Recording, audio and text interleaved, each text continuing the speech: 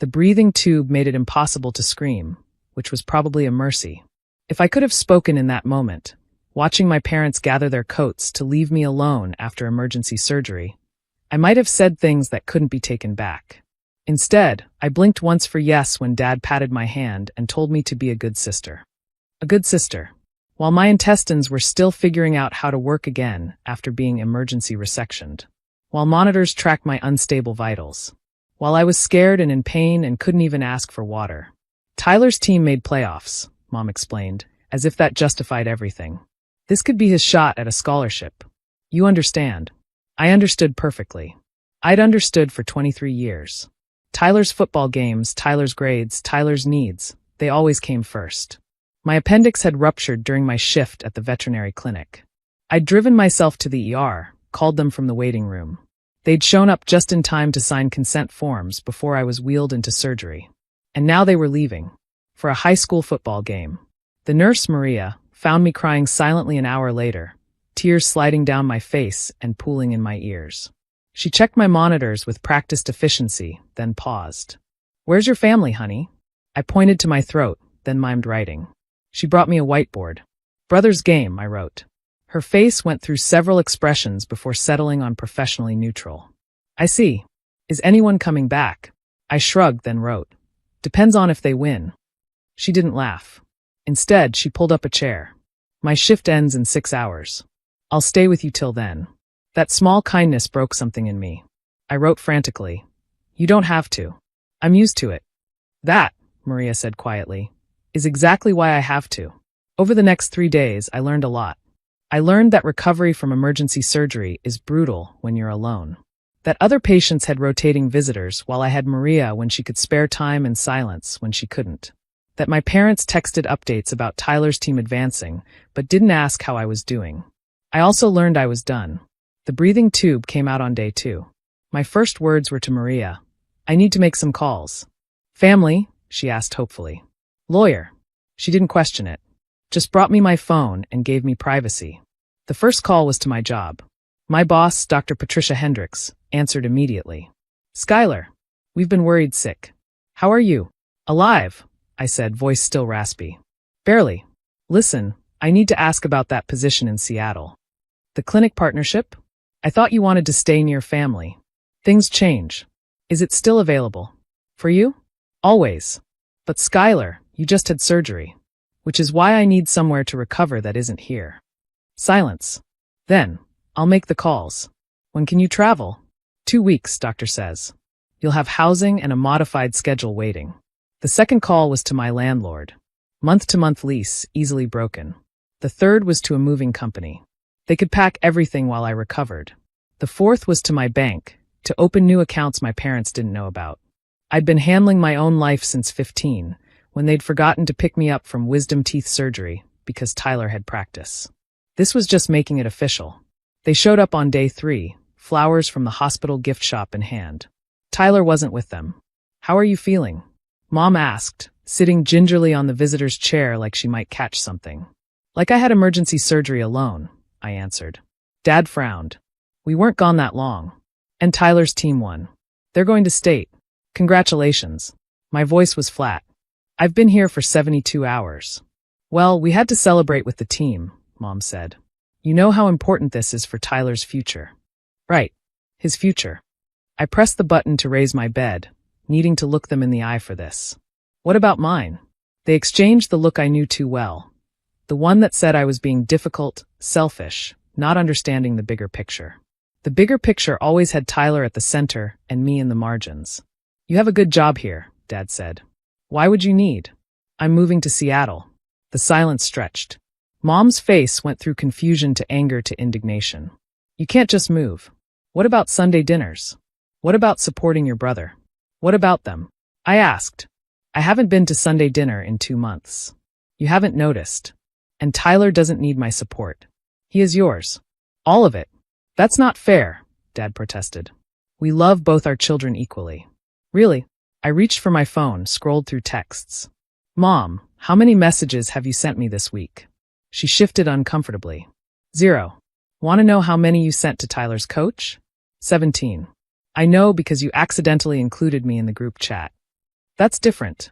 Dad, what's my job? He blinked. You work with animals. Doing what? Silence. I'm a veterinary surgical assistant. I help save lives. Every day. But you've never asked about it, never visited the clinic, never shown interest beyond asking if I can get Tyler's dog free flea medication. You're being dramatic, Mom said, her go-to response when confronted with uncomfortable truths. This is probably the pain medication talking. No, I said clearly. This is your daughter talking. The one who drove herself to the ER with a ruptured appendix because she knew you wouldn't leave Tyler's practice. The one who spent 3 days alone after emergency surgery because a high school football game was more important. It was playoffs, Dad said, like that explained everything. I could have died, I said quietly. My appendix ruptured. Do you understand that? I could have died alone in this hospital while you were doing the wave in the stands. Mom's face flushed. Stop being melodramatic. You're fine now. Because of skilled surgeons. Not because of family support. We're here now, Dad pointed out. For how long? Until Tyler texts that he needs something. As if on cue, Mom's phone buzzed. She looked at it automatically. Oh, Tyler needs, she caught herself, but too late. I laughed. It hurt my incisions, but I laughed anyway. Go. Whatever he needs, go. We're not leaving, Dad said firmly. We're going to sit here and work through this tantrum. Tantrum? I stared at him. I'm not 6, Dad. I'm 23. I have a degree, a career, a life you know nothing about because you've never asked. This isn't a tantrum. It's goodbye. You don't mean that, Mom said, but she was already standing, already edging toward the door. Tyler's text was pulling her like gravity. I do. I'm moving in 2 weeks. I won't be sending my address. But what about holidays? Mom asked, as if that was the only time my absence would be noticed. What about them? You spent last Christmas at Tyler's bowl game. Thanksgiving was at his girlfriend's house. Easter was a tournament. When exactly would you notice I'm gone? Dad's face went red. This is ridiculous. You're punishing us because we support your brother's dreams. No, I corrected. I'm freeing you to focus solely on Tyler without the inconvenience of pretending you have 2 children. And I'm freeing myself from waiting for you to remember I exist. After everything we've done for you, Mom started. What? What have you done for me? I challenged. I got myself to school, paid for college with scholarships and loans, found my own apartment, built my own life. What exactly have you done besides give me DNA and a lifetime of being second place? They left after that, Mom in tears about my cruelty, Dad muttering about ungrateful children. Tyler's text had been about needing protein powder. They stopped at GNC on the way home. I know because Mom accidentally sent me the receipt photo meant for Tyler. Maria helped me coordinate my discharge when the time came. My co-workers from the clinic packed my apartment. Dr. Hendricks flew out personally to drive me to Seattle, her car carefully padded with pillows for the journey. Your parents? She asked as we pulled away from the hospital. At Tyler's game. He made state. She nodded like that explained everything. Because it did. I recovered in Seattle, in a cozy apartment near the new clinic. My co-workers there didn't know I had a brother. Didn't know about the years of being forgotten, overlooked, left behind. They just knew me as Skylar, the talented surgical assistant who never missed a shift and advocated fiercely for every animal in her care. The calls started a month later. Mom, weeping about how I'd abandoned the family. Dad, stern about duty and obligation. Tyler, confused about why I'd blocked him on social media and couldn't help with his chemistry homework anymore. I didn't answer any of them. Instead, I built a life where I mattered, where my work was valued, where people showed up when I needed them. My found family threw me a party for my 1-year anniversary at the Seattle clinic. 20 people came. We ate cake and laughed, and nobody left early for anyone else's game. When I thanked them for coming, my colleague Janet hugged me. Where else would we be? She asked, genuinely puzzled. You're important to us. I cried then. Happy tears for once. Because I'd finally found people who meant it. Tyler got a scholarship. I saw it on the news. Local boy makes good. My parents were interviewed, talking about their dedicated support, how they'd never missed a game. The reporter asked about other children.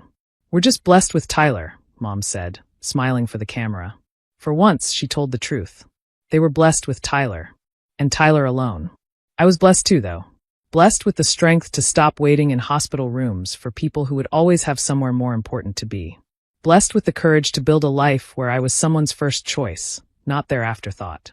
My appendix had ruptured, nearly killing me. But in a way, it saved my life.